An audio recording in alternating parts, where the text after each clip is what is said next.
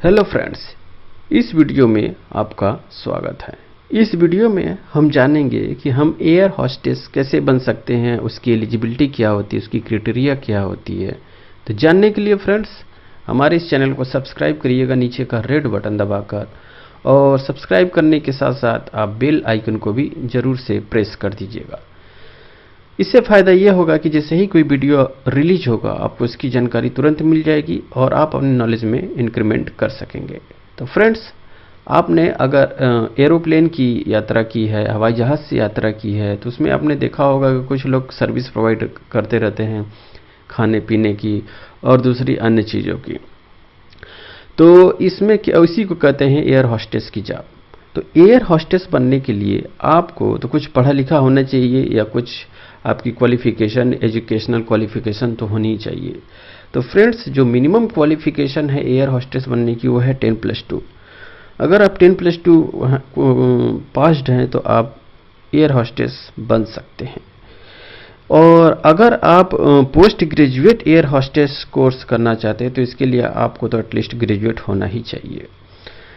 As की बात करें फ्रेंड्स तो आपकी उम्र 17 से 26 साल होनी चाहिए, और वहीं इस केस अनमैरिड गर्ल्स को इसमें ज़्यादा प्रेफरेंस दिया जाता है देन मैरिड गर्ल्स। वैसे कुछ एयरलाइंस कंपनियां हैं जो मैरिड गर्ल्स को भी लेती हैं। आई साइट आपकी 6/9 होनी चाहिए।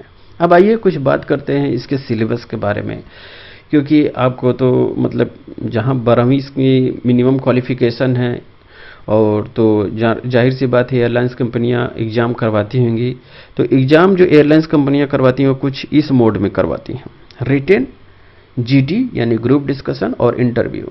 रिटेन एग्जामिनेशन में आपको एप्टीट्यूड टेस्ट, रीजनिंग, इंग्लिश, इस तरह से आपको कुछ क्वेश्चन पूछे जाएंगे। कुछ क्वेश्चन जीके जीएस भी बेस्ड रहते हैं। तो इस तरह से आपको इसका रिटन एग्जाम देना पड़ता है। उसके बाद ग्रुप डिस्कशन देना पड़ता है, और जिसमें आपकी कम्युनिकेशन स्किल और दूसरे सॉफ्ट मैनर की टेस्टिंग की जाती है। इंटरव्यू भी होता है। तो इतनी सारी चीज़ों को पास करने के बाद आप एयर होस्टेस का जॉब कर सकते हैं। तो फ्रेंड्स, इसमें ढेर सारी चीज़ें हैं, जैसे कि आपका कम्युनिकेशन स्किल तो बहुत ही ज़्यादा अच्छा होना चाहिए, ताकि मतलब कि because it is very important to convince the passengers.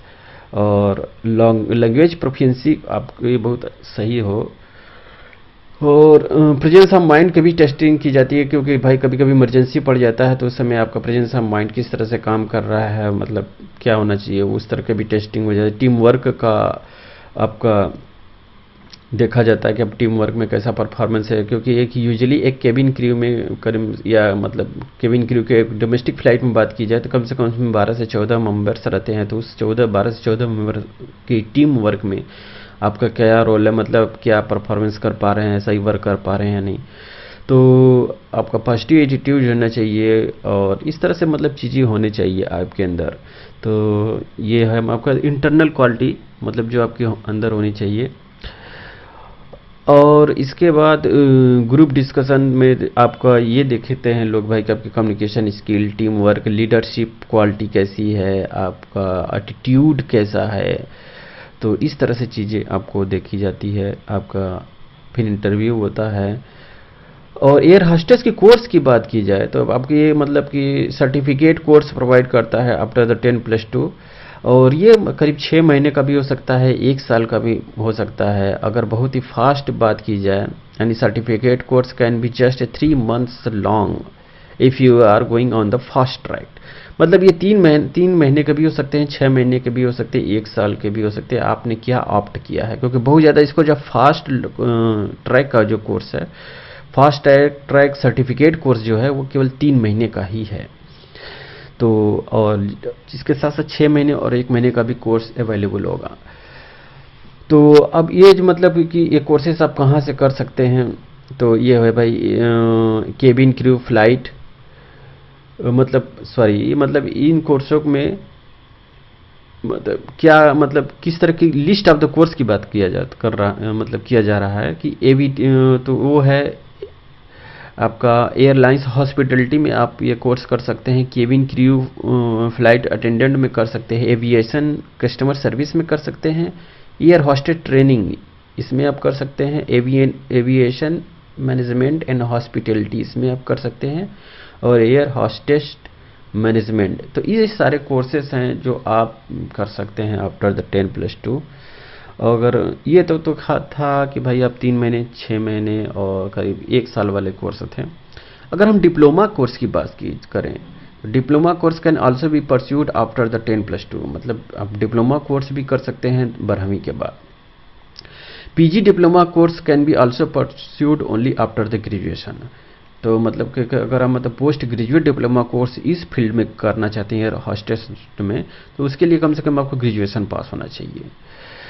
तो लेकिन इसका ड्यूरेशन भी वही है, ऐसा नहीं कि इसका ड्यूरेशन बहुत ज़्यादा है। अगर आप डिप्लोमा कोर्स करेंगे तो इसका मतलब ये नहीं कि बहुत ज़्यादा इसका टाइम हो, इसका वही है जो सर्टिफिकेट कोर्स का था। ये मतलब ये भी 3 महीने या 6 महीने या 1 साल का होगा।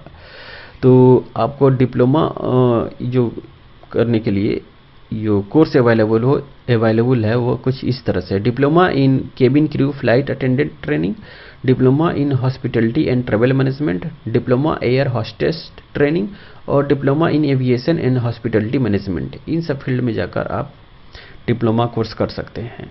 वही डिग्री कोर्स की बात की जाए तो बहुत ही ज़्यादा इसका डिमांड है, और ज़्यादातर लोग एसी को करना पसंद करते हैं, क्योंकि भाई देखिए, आप सर्टिफिकेट लेवल का कोर्स करेंगे तो वो डिप्लोमा हो सकता है या विदाउट डिप्लोमा हो सकता है, वो 3 महीने, 6 महीने, 1 साल का ही होगा, तो उसका बहुत ज़्यादा क्रेडिट नहीं रहता है। लेकिन अगर आप डिग्री कोर्स का करेंगे तो उसका बहुत ही ज़्यादा क्रेडिट और डिमांड भी है, ज़्यादातर लोग यही प्रेफर करते हैं। तो इसको करने के लिए डिग्री कोर्स जो 3 साल का होता है, और इसके लिए आपको कम से कम 12वीं पास होनी चाहिए। तो इसके लिए क्या होता है, BSc in air hostess training मतलब कोर्स अवेलेबल है। एक है बीएससी एविएशन का कोर्स कर सकते हैं, और bachelor of hospitality and travel management का कोर्स कर सकते हैं, और bachelor of travel and tourism का कोर्स कर सकते हैं अपनी 12वीं के बाद। और ये जब आप कोर्स कर लेंगे तो आपको 3 साल का जो फुल फ्रेज का ग्रेजुएशन का डिग्री होगा वो प्रोवाइड कर दिया जाएगा। उसके बाद आप चाहे मास्टर डिग्री भी ले सकते हैं इसी फील्ड में जाकर। तो ये है मतलब आपका।